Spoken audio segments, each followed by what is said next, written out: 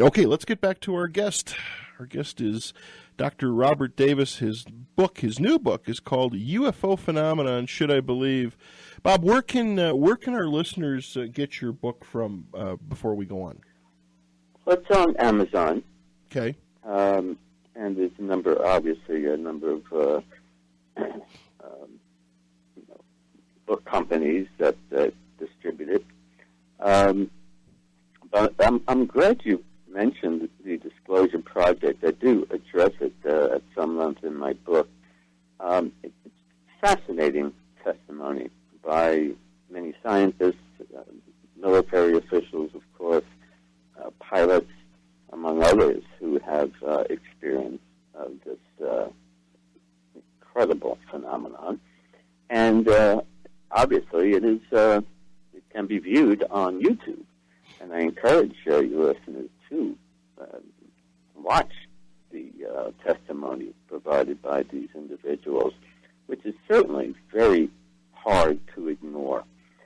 But getting back to Dr. Hynek, an astronomer and leading UFO researcher, there are also many other scientists, like physicist James McCampbell, this astrophysicist, I don't know if I'm going to pronounce his name right, Teodoranyi, I think is his name. Yes. Memory serves right. Dr. Haynes, he was a NASA aeronautical scientist who founded the National, NARCAP, National Aviation Reporting Center on Anomalous Phenomena, I think it's called. Dr. Frank Salisbury, I think he was a plant physiologist. Dr. Paul Hill, he was an engineer and manager for NASA. What I'm getting at here is that these leading scientists, like Dr. Hynek, who testified from his discussions, and not discussions, but experiences with those who have had a UFO encounter, they all contend that these UFOs maneuver with great ease in the skies, and that they are largely unaffected by gravity and inertia.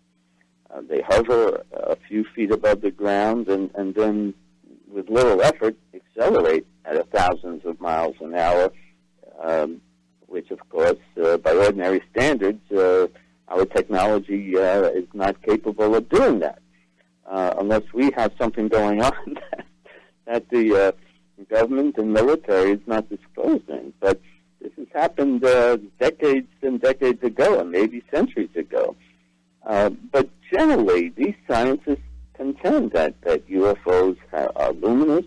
Generally, they're surrounded by a haze of some type. They can become invisible, and then a few seconds later, they appear a short distance away. The dimensions can change, or I think the term is shapeshift. They wobble, they remain stationary, they're noiseless, they don't seem to have a propulsion system, and of course they defy gravity and inertia.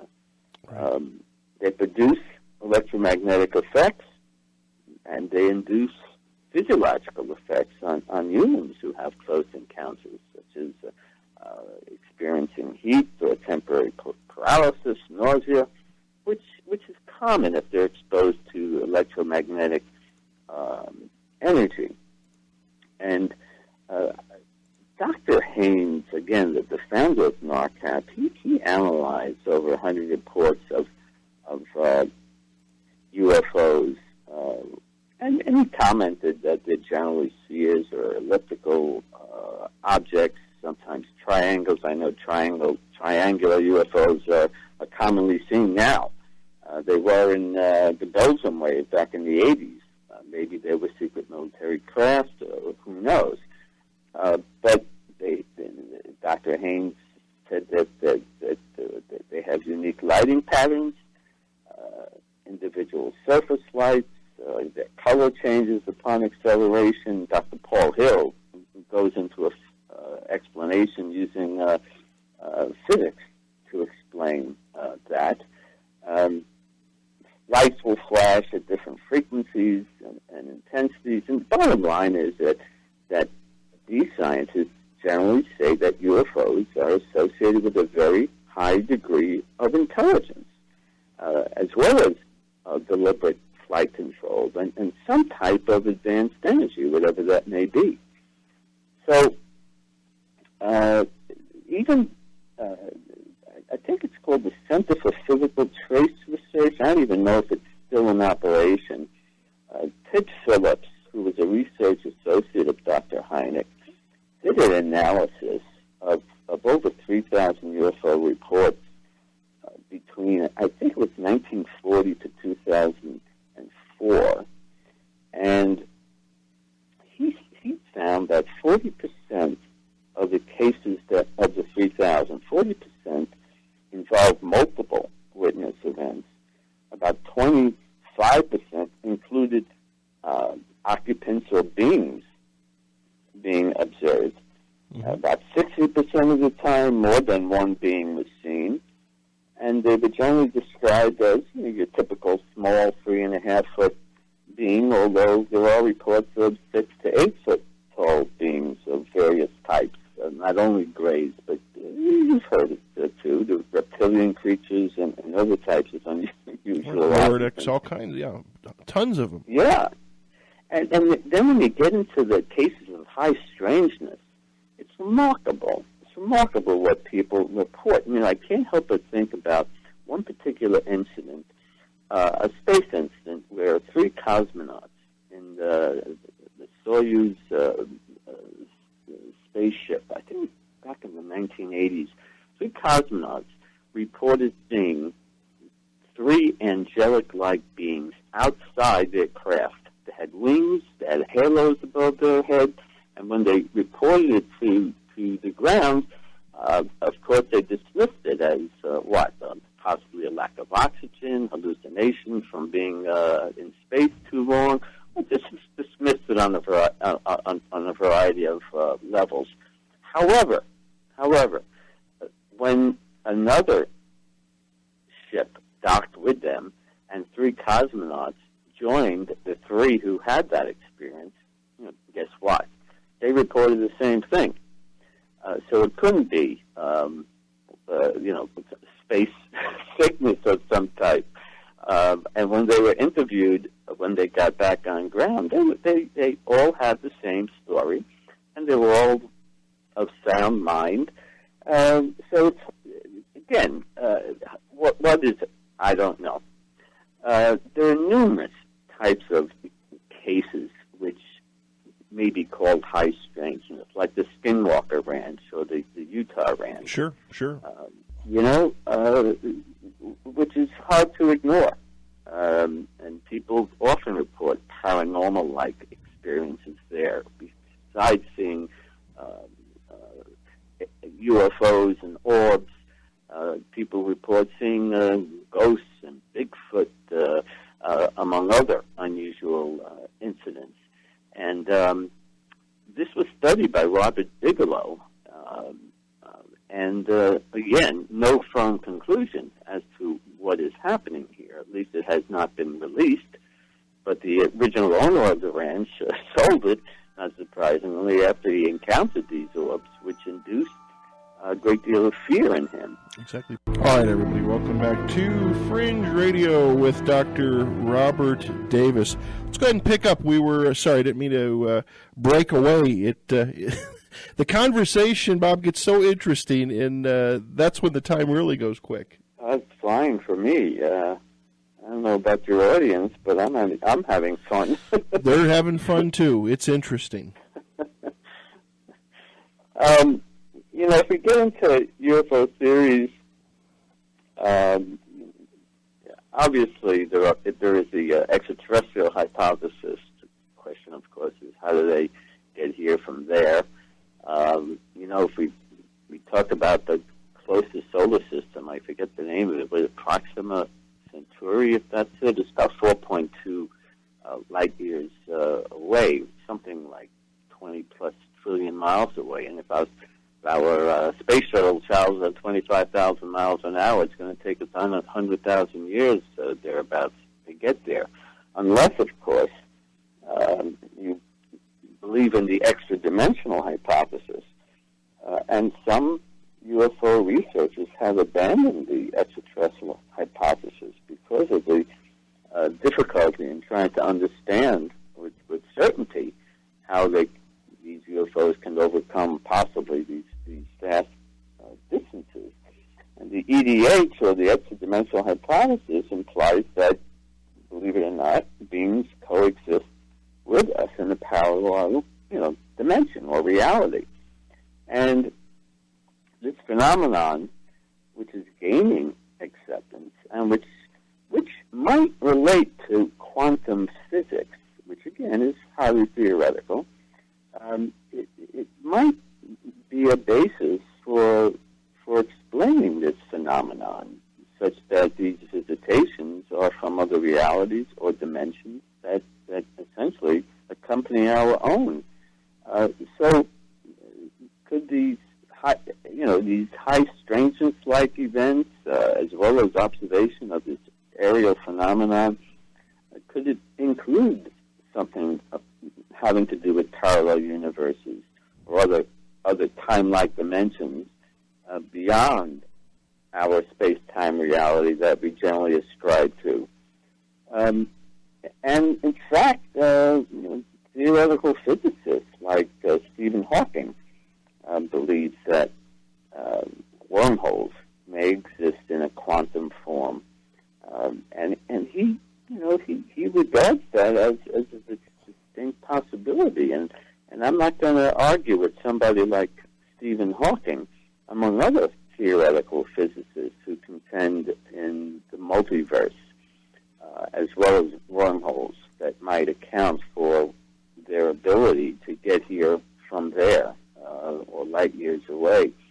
So it's highly theoretical, but it is consistent with Einstein's theory of general relativity, that interstellar travel might very well be accomplished by the curvature of space-time, which connects two distant locations or times. So the extraterrestrial hypothesis becomes more likely if we agree with some of these theories. But some of these theories also include the paranormal as well as the extra-dimensional hypothesis.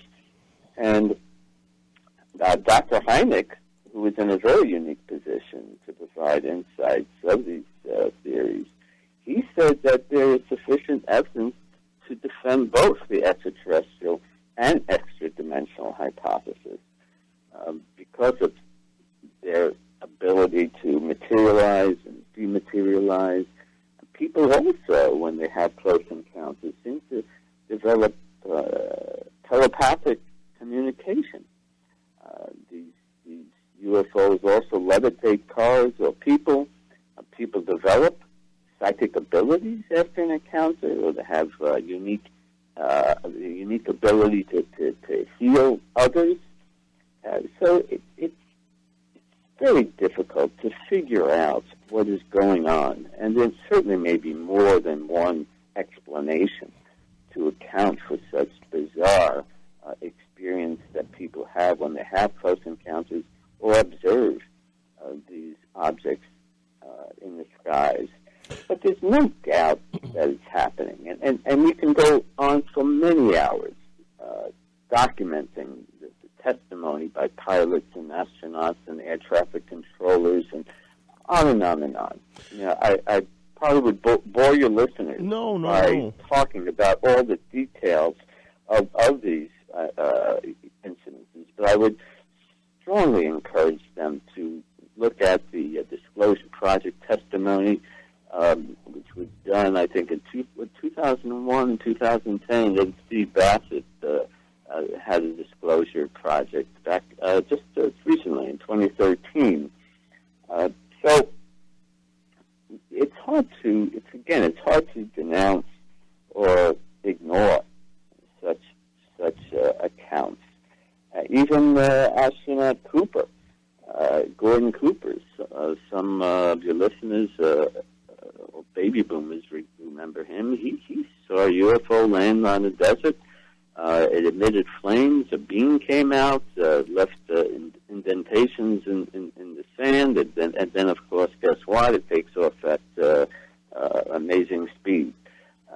He has no doubt that they're real. Dr. Edgar Mitchell, who is also a member of Free, the organization I mentioned at the beginning of the show, he certainly contends that these UFOs are governed by beings of non-human intelligence, and I think he bases that on discussions with key people in, I don't know, the military or government. I'm not entirely sure, but he's a firm believer, as well as many other astronauts who contend that they have had observations of craft out in space that have followed their ships. Well, and another thing that's been coming out, and I don't know if your book talks on this topic, Bob, but is Buzz Aldrin and some of the what's now getting released. I've seen a few different programs, read a few different documents where during the Apollo moon landings, where some of them claim to have seen craft follow them in while they were landing on the moon and actually set down on these ridges with the lights and that turned on, and they were observing them. And these are credible. These are NASA astronauts that are starting to come forth with some of this stuff. It's interesting you mentioned that Buzz Aldrin and Neil Armstrong alleged to have said that there are spacecraft out there and they're on the moon watching us during their Apollo 11 moon landing. There's also been testimony that all, I forget who had claimed, that all Apollo and Gemini flights were followed by UFOs. But such reports have been denounced by astronauts and NASA, of course, except some other testimony by Edgar Mitchell and Gordon Cooper. Musgrave, another astronaut in the space shuttle, was convinced that UFO was following the space shuttle, and he has no doubt that it was unexplainable, of ET origin. But there are numerous theories that have been proposed besides the extraterrestrial and extradimensional hypothesis, and it's psychologically based and sociologically based. You can get into Carl Jung, the psychotherapist, who contends that people are gullible and we're influenced by the media, and we watch too many movies like Independence Day, and it's a cultural phenomenon with our interest in spaceflight that's reinforced by this media hype. Well, maybe that's true at some level, but a strong argument against that is that many UFO sightings do involve multiple witnesses. And how do you explain the simultaneous radar visual sightings and testimony from well-balanced, high-ranking military government officials, as well as people worldwide? We're talking about hundreds of thousands of individuals who have had these kinds of encounters. And then you get, into the paranormal, which, of course, mainstream science is at odds with, but again, it gets back to that high strangeness that people tend to experience. It's pseudoscience, according to the scientific community, but, UFOs change shape, they materialize and dematerialize. People report seeing aliens floating through structures and having, again, telepathic communication, and the alien abduction phenomenon and lost time that people report. This all borders, in some ways, on the paranormal. But, one other theory that I think is worth mentioning is that of plasma and its relationship to this phenomenon. Not that plasma explains the phenomena entirely, but it might account for at least some of the unusual aerial phenomena that people do report. And plasma it carries electrical current and it generates magnetic fields. It's comparable to ball lightning. Nobody disputes that exists. It's even known to come down chimneys and into people's houses, usually associated with lightning storm. But plasma comprises 99% of the universe, and it's similar to many of the accounts that people claim when they see a UFO because it has many colors. It's self-illuminating. There's a fuzzy appearance associated with it. It can split into two or more parts like many UFOs can do. It can become invisible. It can emit light. It rotates in a strange, I think you could call it, nonlinear way. So it does tend to have some physical characteristics, at least, and behavior that is similar to your typical UFO. That gives the impression that there is some intelligence behind it, when in fact it may not be. And there are many scientists, especially in Russia and the United States, doing a lot of research on plasma. I'm not saying again that plasma is the answer, but I'm saying it might account for some of the UFOs that are reported.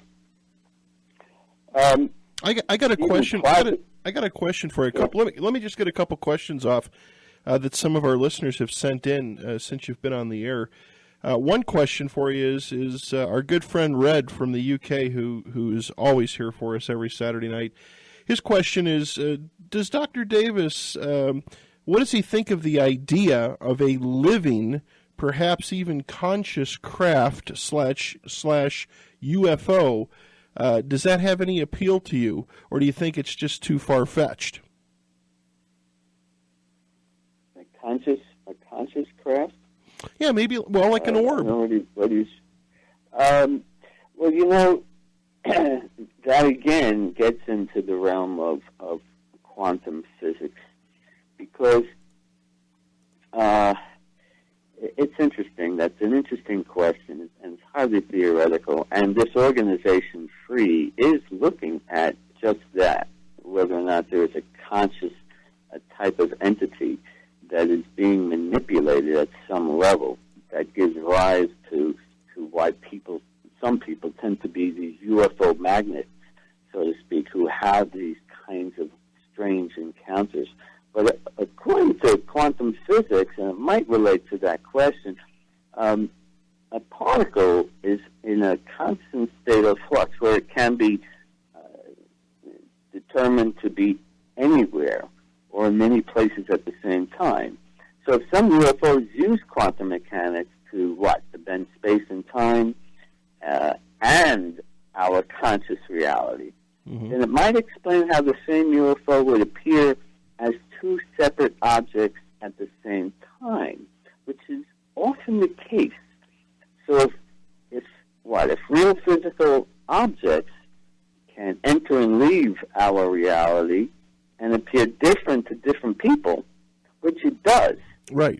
Sometimes people look at the same UFO, they report different things about it, then it would indicate that our reality is not as real as we may perceive it to be.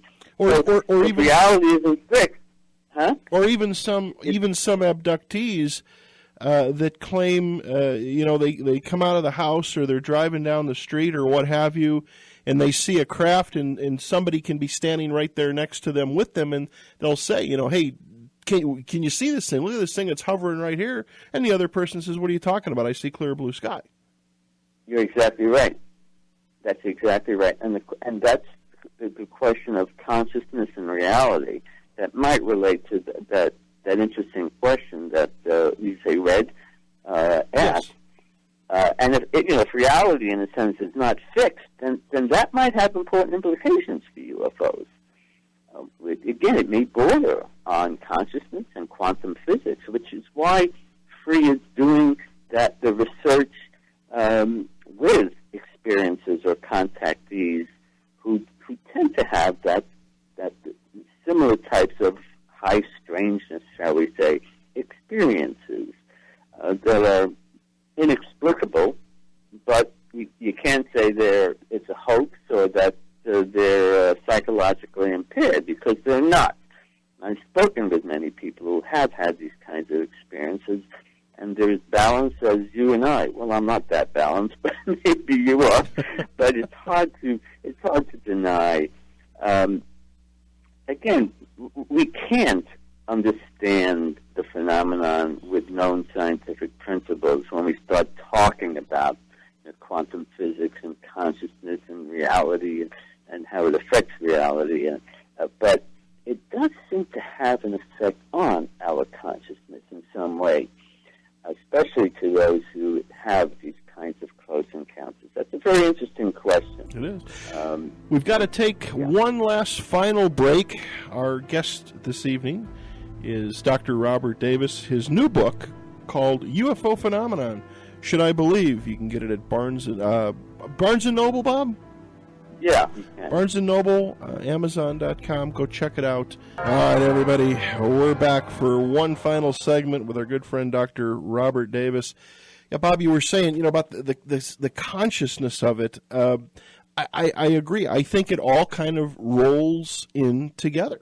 It's so theoretical in nature. It's hard to discuss it with great credibility because it is so theoretical. But when you get into the concept of the multiverse theory, which attempts to, I guess, resolve that contradiction between two theories in physics, quantum mechanics and Einstein's theory of relativity, which Stephen Hawking, in his book, The Grand Design, a wonderful book, he proposed that one can have different universes in one existence, which he termed, I'm not sure if he termed it, but he called it a multiverse. And even physicist Dr. Green said that there are a couple of multiverses that come out of the study of what popular theory known as the string theory. But more importantly, he said that, and this is a leading physicist, he said that there are many entities that are allowed for by this theory.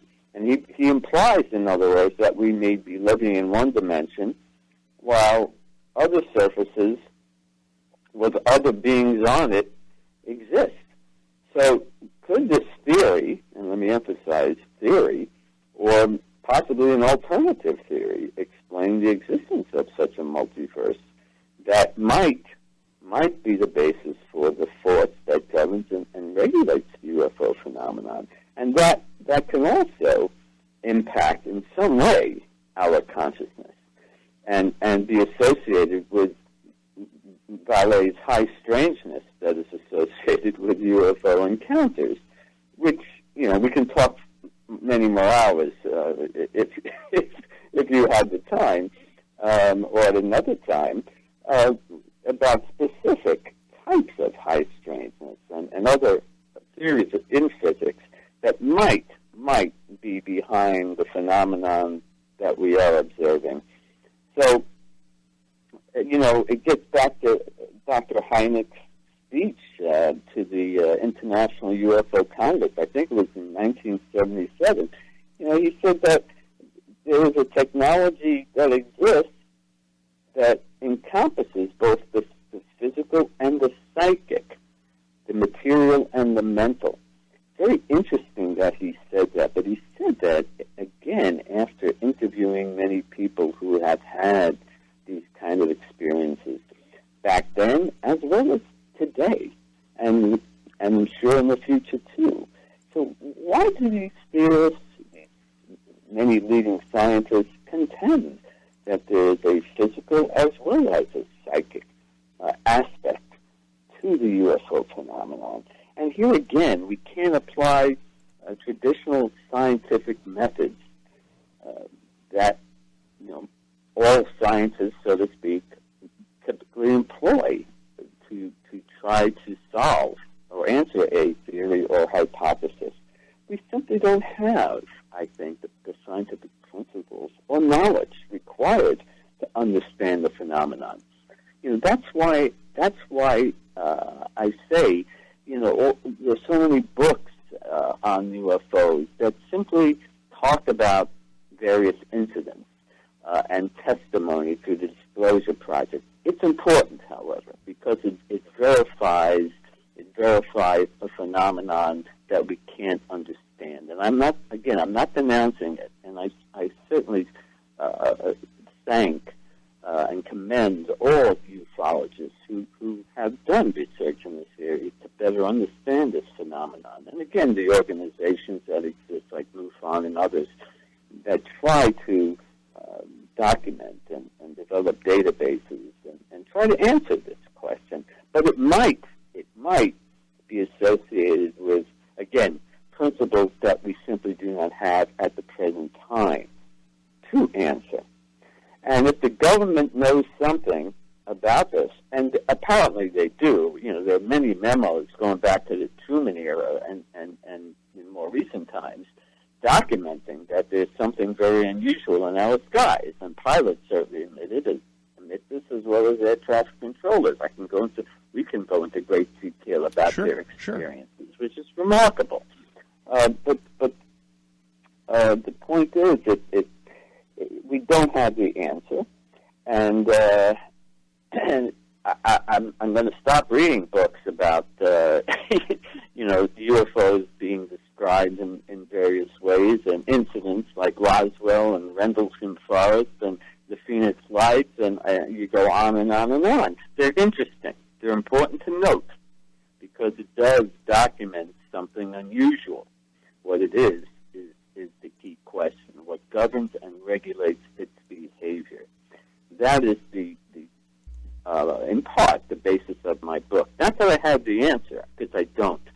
But people like Stephen Hawking and Green and Hynek and other leading scientists do make this contention about these theories that might help support what we are experiencing with this phenomenon, as well as the alien abduction phenomenon, which is associated certainly with this, as well as crop circles and other associated issues. I didn't want to get into Bigfoot, things like that, and cryptozoology. I mean, these are fringe areas, but they may be related in some way. I don't know. So I don't have the answer. I doubt anybody has the answer unless they reveal on CNN breaking news or the so-called flying saucer lands on the White House lawn. I don't think anybody has the answer, although, again, many ufologists contend they do. And maybe they're right on the basis of anecdotal testimony by whomever. But I'm not going to go out on the ledge and say this is the answer. Maybe there are alien craft and alien beings in some hangar in Dayton, Ohio, or underground base. I don't know. I simply don't know. But if there are, it's a remarkable secret that has been held for so many years, which is hard to understand how it can be held secret for so long. And certainly the Freedom of Information Act, which has allowed many countries, including ours, of course, to reveal these documents, certainly reveal the fact that the government is concerned about UFOs. They acknowledge that these things exist. The point is they don't have an answer. So they're not going to reveal it to the public because they're not going to want to create confusion and possible concern on the part of the public, who will ask them for answers when they don't have it, although some contend they do. But even remember, President Clinton said, "I try to uncover the UFO evidence, but I was denied access to that information." So I don't know. It's a secret is it kept secret from the president? I don't know. But the one of the Russian high military government officials, he went on record not long ago contending that UFOs exist and they're of extraterrestrial origin. Likewise, leading government official in Canada. Hellier? Paul Hellier. He too. Yeah, he too. Just because they're leading officials doesn't mean it's true. But so it's hard. We yearn for answers, but it's hard to come up with an all-encompassing theory. Sure. That clearly explains what's going on, unless, of course, someone reveals a smoking gun. And I, as a so-called scientist, need that tangible, objective evidence. But I can't dismiss that this phenomenon is real. It's associated in many different ways, on many different levels, and it is a baffling mystery. And I am so intrigued by it that I felt the need to write a book about it. And not that I have any answers in it. I don't. And I'm not one to say I do. But I propose some theories that might help to explain the possible nature of what governs and regulates the phenomenon. But as far as I'm concerned, I don't have any convincing evidence that tells us unequivocally, irrefutably, with 100% certainty that UFOs are extraterrestrial or are represented by non-human intelligence from another planet, dimension, a paranormal manifestation, or what? Maybe they are, maybe they're not. You're throwing what's going on. You're throwing it out and let people take a look at it, make their own decision. We've got a couple minutes left, Bob. I got a question, a little bit on a different side note. One of our listeners wrote in. It said, "Are we any closer to helping those with impaired hearing with scientific medical procedures and technology?"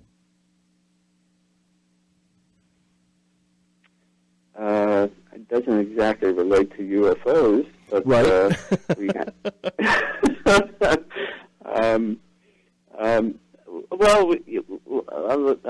I can talk quite a bit about that, but we do have things like cochlear implants and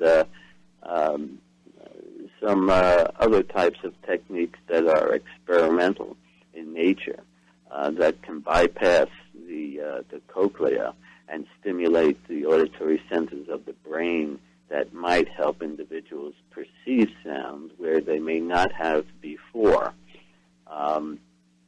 But again, this is getting into another area. Oh, sure. On my website, ufophenomenon.com, I do have some articles under scholarly publications. It's a link where I list some of my articles, and some answers to that question are provided in some of those articles. But that's an interesting question, and that's up my alley in some ways. Oh, no problem. Now, what's your website so people can go take a look at that? It's, again, the ufophenomenon.com. Okay. And can they pick up your book through that website as well, too, Bob? There's a link to the publisher of the book, Schiffer Publishing, where they can purchase the book, or again on Amazon.com or Barnes & Noble. Gotcha. What do you got? We got just a couple minutes left, but what do you have on the future? A part 2 to this book, or what's on your list? I don't know. Actually, I was going to begin writing a book on life after death, which is where we have many books on the topic. But again, it's an intriguing mystery, I think, on everybody's mind. But now that I am a member of the Foundation for Research into Extraterrestrial Encounters, or FREE, I'm getting involved in ongoing research that they are undertaking now, and I'll see where that goes. I might very well collect data and write some scientific papers with other members of that foundation. I'm not exactly sure where it might lead, but I think there may be on the right track, or at least it's worth pursuing to better understand, again, the theory of quantum physics and consciousness and the paranormal, and how that might relate to non-human intelligence. And there are many contactees on that committee, which was on the foundation, which was co-founded by Christina Knowles. I don't know if you ever had her on your show. She would be an interesting guest, I think, and Ray Hernandez as well. They're I think Mary Rodwell is also another co-director of that foundation. But because it's a scientific-based foundation and research project, it intrigues me. They may not have the answers after their study, but it's worth pursuing, and they may be on the right track. It remains to be seen, of course. Sure. So that might be something that will lead me in an interesting direction. Without a doubt. Well, Bob, I want to thank you so much for being here tonight. Again, Dr. Robert Davis, our guest. Go check out his book, UFO Phenomenon, Should I Believe? Looks very interesting. I will have to pick up a copy and read it myself. I want to thank you so much for giving up your Saturday night to be here with us, and would love to touch base and continue on again. Well, thank you so much again for inviting me on your excellent show. It's a privilege, and it's a privilege talking to all your listeners. So thank you for listening, and thank you for inviting me to be on your show again. Okay, Bob. Take care. Good night, and have a good weekend. What's left of it. Good night, sir. Good night.